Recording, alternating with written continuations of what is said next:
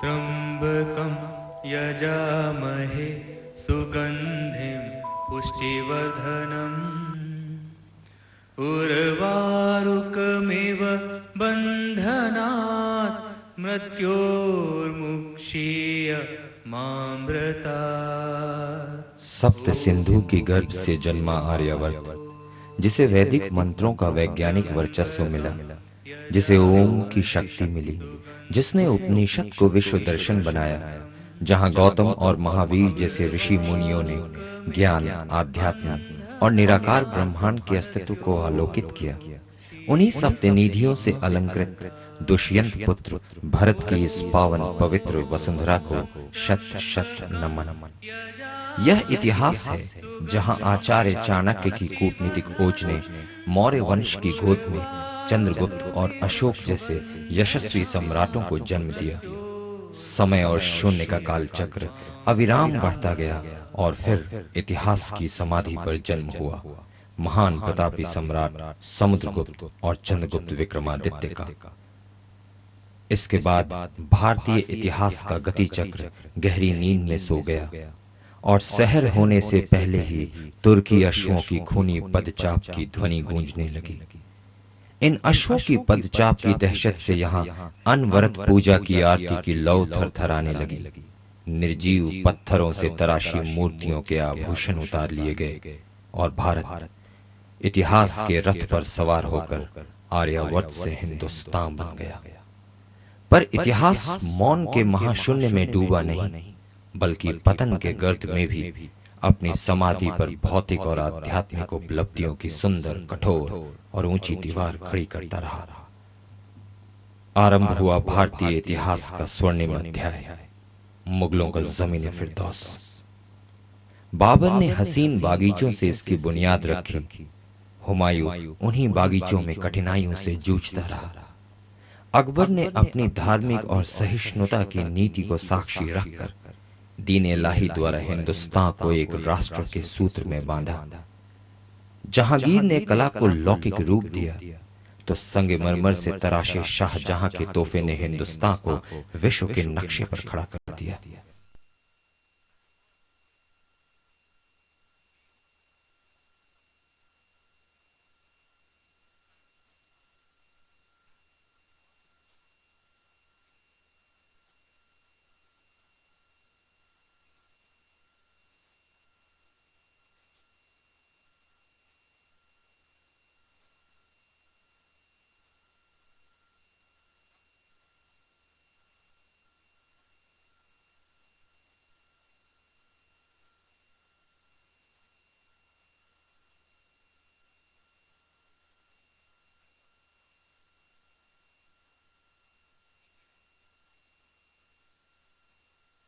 पश्चिमी उपनिवेशवाद के भूचाल ने हिंदुस्तान की नींव को क्षतिग्रस्त कर दिया। 19वीं सदी में यूरोप में औद्योगिक क्रांति की लहर दौड़ गई और भारतीय उपनिवेश विश्व बाजार व्यवस्था की बढ़ती घटती मांग का शिकार बन गया। पर इस बार एक नए युग का जन्म हुआ। बहुध्रुवीय शोषण के विरुद्ध परिश्रांत इतिहास की समाधि पर जन्म हुआ अविराम संघर्ष की एक विद्युतीय धारा का, राष्ट्र निर्माण और औपनिवेशिक संघर्ष की धारा। यह धीमी सही पर सशक्त थी। भारतीयों में एक नवीन ऊर्जा, एक नवीन शक्ति का संचार हुआ और आरंभ हुआ स्वतंत्रता संग्राम का पहला अध्याय, पहला सैलाब, 1857 का गदर।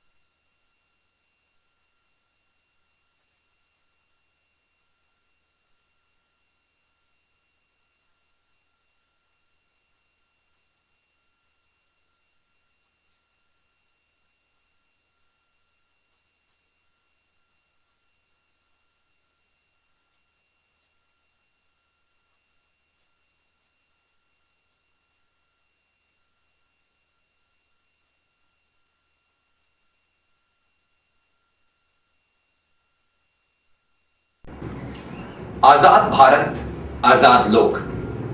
Long years ago, we made a tryst with destiny. At the stroke of midnight's hour, we came to a new life. There was a new dawn for India. हम आजाद तो हो गए, परंतु आजादी की मंजिल अभी दूर है. हमें अपने क्षेत्र, धर्म और राजनीति से दूर हटकर एक नए युग का निर्माण करना है.